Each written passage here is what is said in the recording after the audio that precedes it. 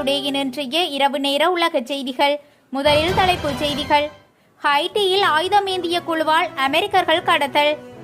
கனடாவின் பிரபல நகரில் இருந்து வரும் ஏர் கனடா விமானங்களுக்கு தடை விதித்துள்ள நாடு. எல்லையை நெருங்கிய அமெரிக்க விமானம், விரட்டியடித்த ரஷ்ய போர் விமானம், கடலுக்கு மேல் நடந்த பரபரப்பு சம்பவம். இபிஎஸ் ஓபிஎஸ் உடன் இணைந்து செயற்படுவேன், மக்களவை தேர்தலில் பெரிய வெற்றி பெறுவோம், சசிகலா உறுதி. லண்டனில் உள்ள பிரபல வணிக வளாகத்தில் தீ விபத்து, போலீஸ் வாகனங்கள் குவிந்ததால் மக்கள் பதட்டம். பாகிஸ்தானில் வீடு தீப்பிடித்து ஒரே குடும்பத்தில் 7 பேர் உயிரிழப்பு. எரிபொருள் கொள்முதலுக்கு இந்தியாவிடம் கடனுதவி கோரும் இலங்கை. படப்பிடிப்பு முடிந்து விண்வெளியில் இருந்து திரும்பியது ரஷ்ய படக்குழு. ஆப்கானிஸ்தானின் முன்னாள் பிரதமர் காலமானார். இனி விரிவான செய்திகள்.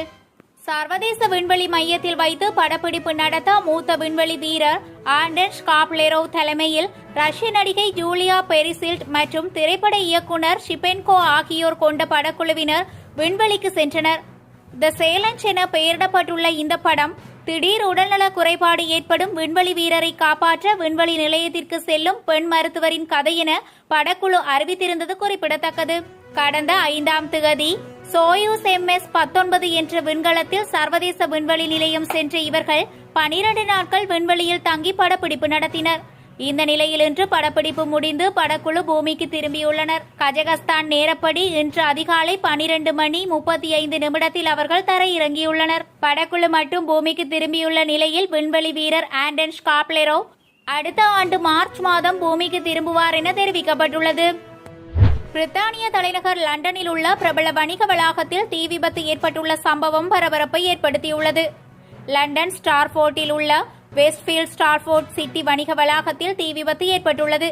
வணிக வளாகத்தில் நடுத்தளத்தில் தீ விபத்து ஏற்பட்டுள்ளதாக முதல்கட்ட தகவல்கள் வெளியாகியுள்ளது. தீ விபத்தை தொடர்ந்து வணிக வளாகத்தில் அனைவரும் வெளியேற்றப்பட்டுள்ளனர்.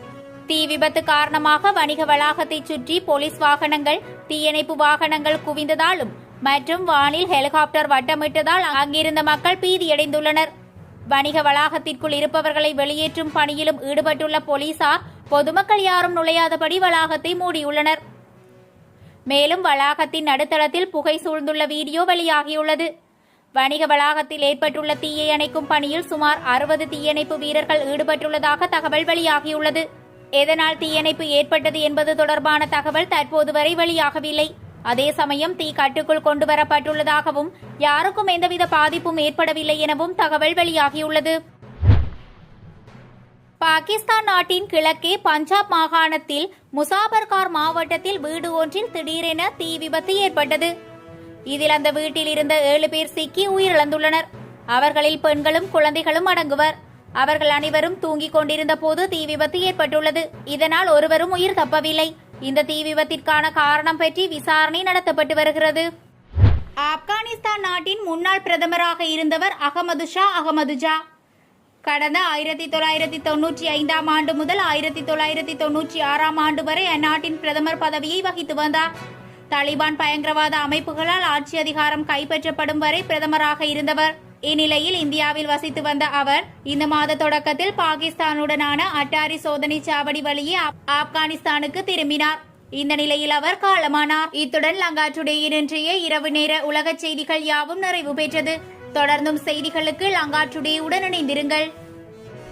இபிஎஸ் மற்றும் ஓபிஎஸ் ஆகியோருடன் இணைந்து செயற்பட தயாராக இருப்பதாக சசிகலா தெரிவித்துள்ளார். மறைந்த தமிழக முன்னாள் முதல்வர் ஜெயலலிதாவின் தோழி சசிகலா நேற்று ஜெயலலிதாவின் சமாதிக்கு சென்று அஞ்சலி செலுத்தினார். 4 ஆண்டுகளுக்கு பிறகு அங்கு சென்றார் சசிகலா. இந்த நிலையில் அதிமுகவின் பொன்விழா ஆண்டையொட்டி தனது இல்லத்தில் வைக்கப்பட்டிருந்த மறைந்த முதல்வர் ஜெயலலிதா மற்றும் எம்ஜிஆரின் திருவுருவ படத்திற்கு சசிகலா மலர் தூவி மரியாதை செலுத்தினார். பின்னர் அதிமுக கொடி கட்டிய காரில் எம்ஜிஆர் நினைவு இல்லத்திற்கு சென்ற அவர் அதிமுகவின் கொடியை ஏற்றி வைத்தார். பொன்விழா ஆண்டு கொடியேற்றும் நிகழ்வையொட்டி கல்வெட்டையும் சசிகலா திறந்து வைத்தார். அதில் அதிமுகவின் பொதுச் செயலாளர் VK சசிகலா என பொறிக்கப்பட்டிருந்தது. பின்னர் பொன்விழா கூட்டத்தில் பேசிய அவர், நெருக்கடிகள் என்னை சூழ்ந்த போதும் கூட அதிமுகவை ஆட்சியில் அமர்த்திவிட்டுதான் சென்றேன். எம்ஜிஆர் ஜெயலலிதா வழியில் கட்சியை வழிநடத்தி செல்வேன். இபிஎஸ் மற்றும் ஓபிஎஸ் ஆகியோருடன் இணைந்து செயற்படுவேன். எல்லோரையும் ஒன்றிணைத்து நல்லபடியாக 2024 மக்களவை தேர்தலில் பெரிய வெற்றி பெறுவோம். இது தொண்டர்களுக்கான இயக்கம். எங்கள் இயக்க தலைவர்கள் இருவரும் எந்த வழியை பின்பற்றினாரோ அதன்படி செயற்படுவோம். என்னை தரக்குறைவாக பேசியவர்களுக்கு பதில் சொல்ல வேண்டியதில்லை என கூறியுள்ளார். கரீபியன் நாடான ஹைட்டியில் ஆயுதமேந்திய குழுவால் 17 அமெரிக்கர்கள் கடத்தப்பட்ட சம்பவம் பரபரப்பை ஏற்படுத்தியுள்ளது. ஹைட்டி தலைநகரில் வைத்து அமெரிக்க கிறிஸ்தவ மத போதகர்கள், அவர்களின் குழந்தைகள் உட்பட குடும்பத்தினர் என 17 பேர் கடத்தப்பட்டதாக அமெரிக்க ஊடகங்கள் தெரிவித்துள்ளன. பெரியவர்கள் 14 பேர், குழந்தைகள் 3 பேர் என மொத்தமாக 17 பேர் கடத்தப்பட்டுள்ளதாக ஹைட்டி பாதுகாப்பு படை வட்டாரங்கள் தகவல் தெரிவித்துள்ளன. ஹொரிக்ஸ் டெஸ் பாய்க்யூட்ஸில் உள்ள அனாதை இல்லத்திற்கு விஜயம் செய்த அமெரிக்க கிறிஸ்தவ மத போதகர்கள் அங்கிருந்து டிட்டானியன் கிராமத்தை நோக்கி பயணித்துக் கொண்டிருந்த வழியில் ஆயுதமேந்திய குழுவால் கடத்தப்பட்டதாக தகவல் வெளியாகியுள்ளது. கடத்தப்பட்டவர்களை மீட்க ஹைட்டியில் உள்ள அமெரிக்க தூதரகம் நடவடிக்கை முன்னெடுத்து வருவதாக தெரிவிக்கப்பட்டுள்ளது. அதேவேளை வெளிநாடுகளில் உள்ள அமெரிக்க குடிமக்களின் நலன் மற்றும் பாதுகாப்பு வெளியுறவுத்துறையின் முன்னுரிமைகளில் ஒன்றாகும் என்று அமெரிக்க வெளியுறவுத்துறை செய்தி தொடர்பாளர் கூறியுள்ளார். தங்கள் வானெல்லைக்குள் நுழைய முயன்ற அமெரிக்க விமானத்தை ரஷ்ய போர் விமானம் விரட்டி அனுப்பியது பரபரப்பை ஏற்படுத்தியுள்ளது. ஜப்பான் கடல் மேலிருக்கும் ரஷ்ய வான்வெளியில் இச்சம்பவம் நடந்துள்ளது. சம்பவம் குறித்து ரஷ்ய பாதுகாப்பு அமைச்சகம் வெளியிட்ட அறிக்கையில், ஜப்பான் கடல் மேலிருக்கும் ரஷ்ய வான்வெளி எல்லைக்கு அருகே விமானம் ஒன்று வருவது ரேடாரில் தெரிந்தது. உடனே அந்த விமானத்தை அடையாளம் காணவும் அது எல்லைக்குள் அத்துமீறி நுழைவதை தடுக்கவும் ரஷ்யாவின் MiG-31 விமானம் அனுப்பப்பட்டது. எல்லையை நோக்கி வரும் விமானம் அமெரிக்க விமானப்படையின் B-1B விமானம் என ரஷ்யாவின் MiG-31 போர் விமான குழு அடையாளம் கண்டது. பின் அதை இடைமறித்து உடன் சென்று எல்லைக்கு அப்பால் விட்டது. அமெரிக்க விமானம் எல்லையிலிருந்து திரும்பி சென்றதற்கு பிறகு ரஷ்ய போர் விமானம் தனது சொந்த விமான நிலையத்திற்கு திரும்பியது என ரஷ்ய பாதுகாப்பு அமைச்சகம் தெரிவித்துள்ளது. மேலும் வான்வெளியை பயன்படுத்துவதற்கான சர்வதேச விதிகளின்படி ரஷ்ய விமானம் இந்த நடவடிக்கையை மேற்கொண்டதாக ரஷ்யா குறிப்பிட்டுள்ளது. கனடாவில் வான்கூவரில் இருந்து வரும் ஏர் கனடா விமானங்களுக்கு ஹாங்காங் 2 வாரங்களுக்கு தடை விதித்துள்ளது. ஹாங்காங்கின் சுகாதாரத்துறை இது தொடர்பான அறிக்கையை வெளியிட்டுள்ளது. அக்டோபர் 13 வான்கூவரில் இருந்து ஹாங்காங்கிற்கு வந்த ஏர் கனடா விமானத்தில் இருந்த ஒரு பயணிக்கு வருகை சோதனை மூலம் கொரோனா தொற்று இருப்பது உறுதி செய்யப்பட்டது. இதோடு அந்த விமானத்தில் இருந்த மற்றொரு பயணி நோய் தடுப்பு மற்றும் கட்டுப்பாட்டு விதிமுறைகளின் கீழ் இருக்கும் தேவைகளை பூர்த்தி செய்ய தவறிவிட்டார். இதன் விளைவாக அக்டோபர் 16 முதல் 29 வரை ஏர் கனடாவால் இயக்கப்படும் வான்கூவரில் இருந்து வரும் பயணிகள் விமானங்களை தரையிறக்க ஹாங்காங்கின் சுகாதாரத்துறை தடை விதித்துள்ளது.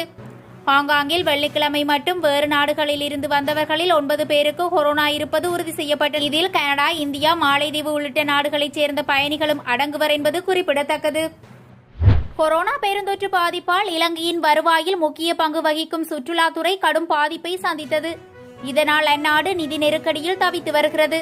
கடுமையான அந்நிய செலாவணி நெருக்கடியிலும் அந்நாடு சிக்கியுள்ளதால் எரிபொருள் கொள்முதல் செய்வதிலும் கடும் சிரமத்தை சந்தித்துள்ளது. இலங்கையில் தற்போதுள்ள நிலவரப்படி வரும் ஜனவரி மாதம் மட்டுமே எரிபொருளுக்கு உத்தரவாதம் கொடுக்க முடியும் என்று அந்நாட்டு எரிசக்தி துறை மந்திரி உதய கம்மன்பிலா தெரிவித்துள்ளார். இலங்கை அரசுக்கு சொந்தமான சிலோன் பெட்ரோலிய கழகம் அந்நாட்டின் 2 முக்கிய வங்கிகளான பேங்க் ஆப் சிலோன் மற்றும் பீப்பிள்ஸ் வங்கி ஆகிய இரண்டிற்கும் கொடுக்க வேண்டிய நிலுவைத் தொகை $3.3 பில்லியன் தாண்டியுள்ளது. இதனால் எரிபொருள் கொள்முதலுக்கு இந்தியாவின் உதவியை நாட இலங்கை திட்டமிட்டுள்ளது. இது குறித்து சிலோன் பெட்ரோலிய கழகத்தின் தலைவர் கூறும்போது, இந்தியா மற்றும் இலங்கை பொருளாதார கூட்டாண்மை ஏற்பாட்டின் கீழ் அமெரிக்க டாலர் 500 மில்லியன் நிதி உதவியை பெறுவதற்காக நாங்கள் தற்போது இந்திய தூதரகத்தின் மூலமாக பேச்சுவார்த்தையில் ஈடுபட்டுள்ளோம் என்றார்.